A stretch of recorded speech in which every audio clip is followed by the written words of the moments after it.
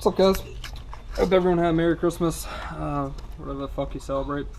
I'm got some updates for you. It's the holiday season. I've been busy. Just sitting down here, turning on Netflix, about to see what all this Bird Box stuff is about. No, I'm just kidding. I'm not gay. I'm watching the Avengers. So let's see what's been new with me. Bought some more bikes. There's gonna be a bike video. Give you all an update on the Skyline. The new wastegates that I tried to put on did also not want to fit, so I said fuck it and I'm going single. Let's talk about the single for a second. Check out what I got right here. Look at this sweet sticker, Precision Turbo engine. Can you believe that they didn't charge me extra for this sticker? Oh yeah, and there's this guy too. 6266 action. It's a custom manifold. A guy from New Jersey had it. Gave it to me for a great price. He just said he had it built, all custom tigged, and he was holding on to it until he decided whether he wanted to upgrade his twins or go single. And he decided to upgrade the twins, so he said that he would sell that one. So that's pretty cool. Picked that turbo up today, actually. What do we got going on here? I picked up a new toy today. I'll get to that at the end of the video. We're doing bike stuff for days. I've got some new tires and a new headlight to go on the KTM. These guys are pretty beat. Got a little bit of an oil leak going on over there. It's from the clutch cover. Need to tighten that up. Today I'm mainly going to talk about the moped here, because that's just about done. I actually got the jets in for it. They're sitting over on the other side. Bowls off, carbs chilling. It's got a 140 in it. I need to jump up to like a 180 and see what happens. And then this scooter that I got Molly for Christmas, actually. It's an 83 Honda Aero. Been messing around with the carb. It's got a weird thing in the bowl. The main jet is like a 7mm, which they're only sold in 6 and 8. So nothing really wants to fit it. So I drilled out the jet that was in it. I've got a Chinese knockoff that I can use for parts. And I drilled out the one that came with that.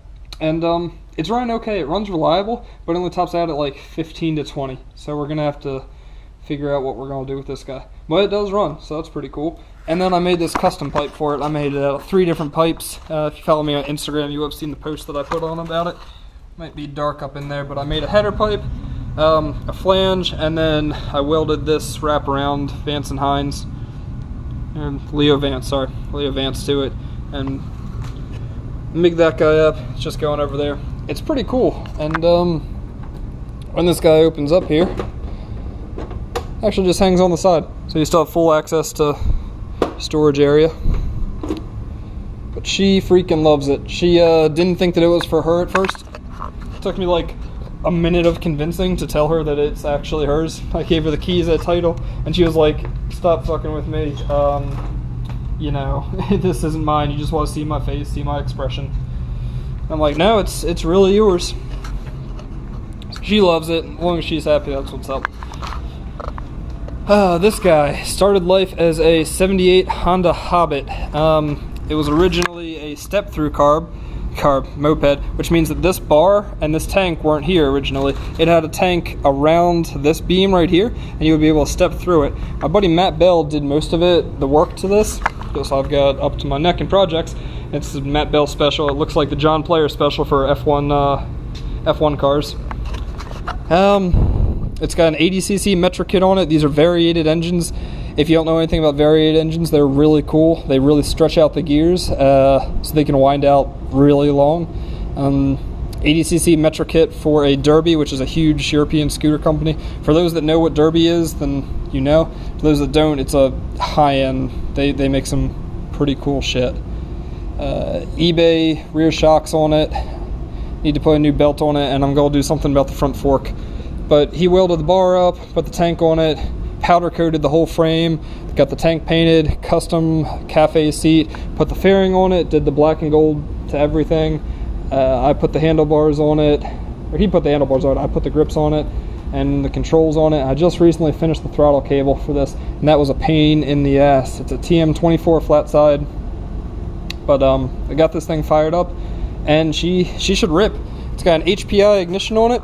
So electronic ignition over here, no more points to deal with, even though they really weren't that bad on the Hobbit, but this will give you more bang for your buck. And I realized my main issue was I had the wrong spark plug on here. I had a Hobbit spark plug on here, but since it's a Derby head, because it's a Derby kit, I needed a Derby plug, which is actually about 1/4 inch or so more. It goes into the cylinder more. So I was losing a lot of compression. I just had that extra space that wasn't doing anything for me. This guy gets fired up. It's actually got a pull start. As funny as it sounds, you wrap around this and you give her a pull when it turns over. And of course it's got a performance 2-stroke pipe on it.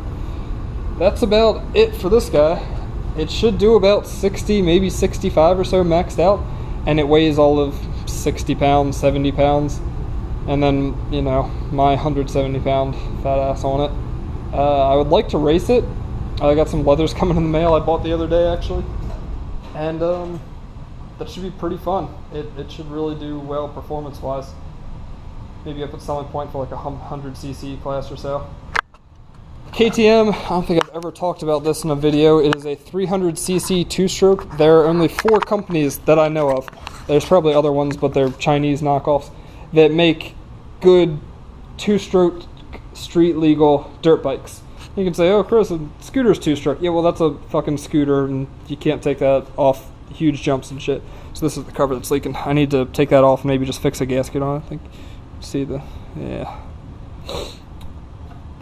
This guy is 300 cc's 2-stroke, is the EXC trim. KTM, Gas, Husqvarna, and Hussenberg are the only companies that make street legal 2-strokes. You're maybe curious, what's a street legal 2-stroke?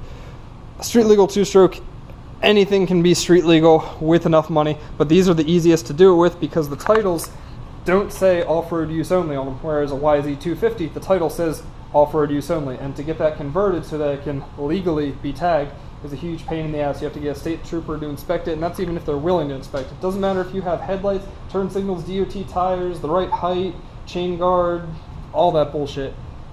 If a state trooper wants to give you attitude, you know, sometimes they can be dicks. I have a lot of police friends, but I'm sure they can agree with me. Some of them are just dicks, and they will not inspect it. They said, no, it's a dirt bike, I'm not inspecting it.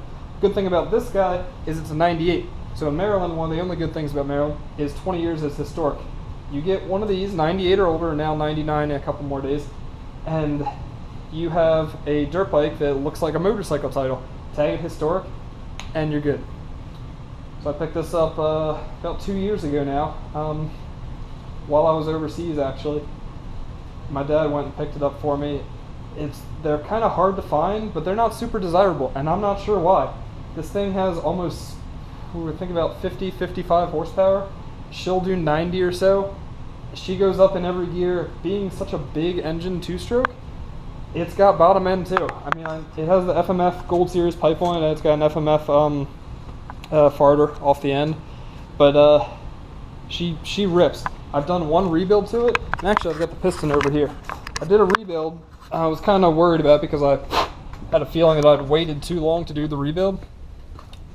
Took me a day, took it all out and apart, and this is the piston that came out of it.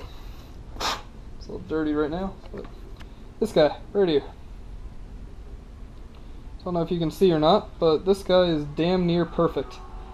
It almost looks like a new freaking piston.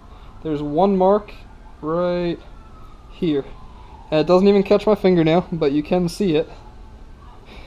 Otherwise, this thing is pretty minty.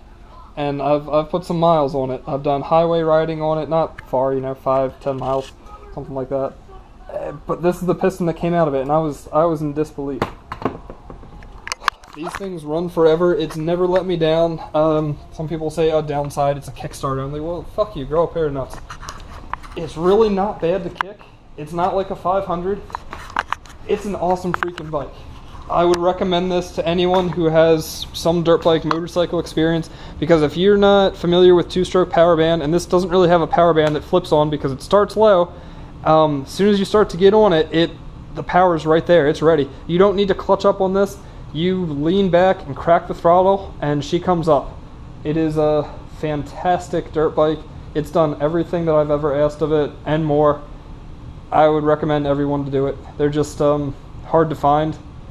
KTM, Gas, Husqvarna, and Hussenberg are the 4 companies. If you can get your hands on one, if it's a 99 or older, highly recommend it. Be careful, I've heard bad things about the 250 engines. I've also heard bad things about the 380 engines, but one of my buddies' dads has a 380, and he says it's great, but he did just break off this shaft, I believe, that goes in for the Kickstarter. Yeah, I think he said that shaft broke off. And he's got to take part of the engine apart, of course, obviously, to get to it and fix it. Otherwise, he said it's been great. I haven't had a single issue with mine besides this oil leak, and it's just been fantastic. Now, let's go around back here, show you what I bought today, and I've got a couple other toys around back that weren't there last time when I did the intro and walk around. Give me a second to get out now. As you can see, I haven't done anything with the sand rail yet. Still sitting, waiting to finish the Skyline.